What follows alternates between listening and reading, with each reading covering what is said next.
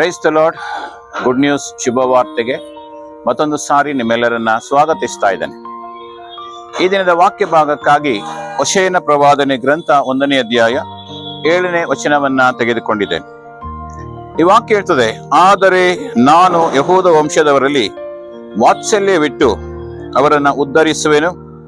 Bill, ಕತ್ತಿ, ಕಾಳಗ, ಕುದುರೆ, ರಾಹುತ ಈ ಮೂಲದಿಂದಲ್ಲ, ಅವರ ದೇವರಾದ ಯೆಹೋವನ ಬಲದಿಂದಲೇ ಅವರನ್ನ ರಕ್ಷಿಸುವೆನು ಅಂದನು ಎಂಬುದಾಗಿ.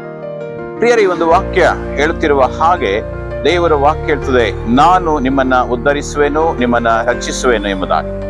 ಆದ್ರೆ ಯಾವ ರೀತಿ ಎಂಬುದಾಗಿ ನಾವು ನೋಡುವಾಗ ಆ ವಾಕ್ಯ ಹೇಳ್ತದೆ, ನಮ್ಮನ್ನ ಬಿಲ್ಲು, ಕತ್ತಿ, ಕಾಳಗ, ಕುದುರೆ, ರಾಹುತ ಇವುಗಳಿಂದ ರಕ್ಷಿಸುವುದಿಲ್ಲ, ದೇವರ ಬಲದಿಂದಲೇ ನಮ್ಮನ್ನ ರಕ್ಷಿಸುವ ಎಂಬುದಾಗಿ. ಪ್ರಿಯರೇ, ಹಾಗಾಗಿ ದೇವರು ಅನೇಕ ಪ್ರವಾದಿಗಳನ್ನು ಉಪಯೋಗಿಸುವಾಗ ಶಕ್ತಿಯಿಂದಲೂ ಬಲದಿಂದಲೂ ಉಪಯೋಗಿಸಿದನೆಂಬುದಾಗಿ ನಾವು ನೋಡ್ತೇವೆ. ಮೋಶೆಯನ್ನ ಇಸ್ರಾಯೇಲ್ ಜನರನ್ನ ಕರೆದುಕೊಂಡು ಕಳಿಸುವಾಗ ಬರೀ ಒಂದು ಕೋಲನ್ನು ಕೊಟ್ಟು ಕಳಿಸಿದನೆಂಬುದಾಗಿ ನಾವು ನೋಡ್ತೇವೆ.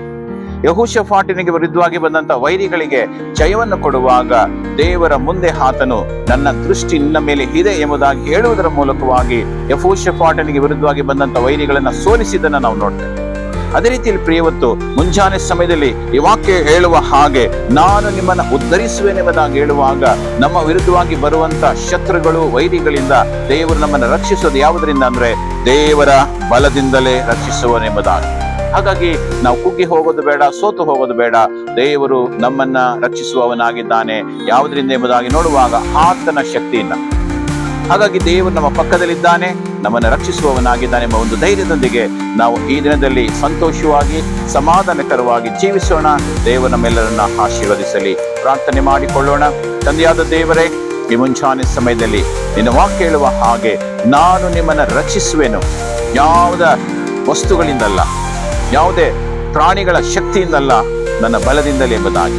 ಹೌದು ಕರ್ತನೇ, ಈ ಒಂದು ವಾಕ್ಯವನ್ನ ನೋಡುತ್ತಿರುವಂತ ಎಲ್ಲ ನಿನ್ನ ಮಕ್ಕಳನ್ನ ಆಶೀರ್ವದಿಸು, ಅವರನ್ನ ನಿನ್ನ ರಕ್ಷಿಸು, ಅವರನ್ನ ಬಲಪಡಿಸುವುದಾಗಿ ನಾವು ಪ್ರಾರ್ಥಿಸ್ತೇವೆ. ಹಾಗೆ ನೀನು ಮಾಡುವುದಕ್ಕಾಗಿ ಸ್ತೋತ್ರ. ನೀನು ಮಹಿಮೆ ಹೊಂದಿಕೋ. ಯೇಸು ನಾಮದಲ್ಲಿ ಪ್ರಾರ್ಥಿಸ್ತೇವೆ ತಂದೆಯಾದ ದೇವರೇ. God bless you. Praise the lord.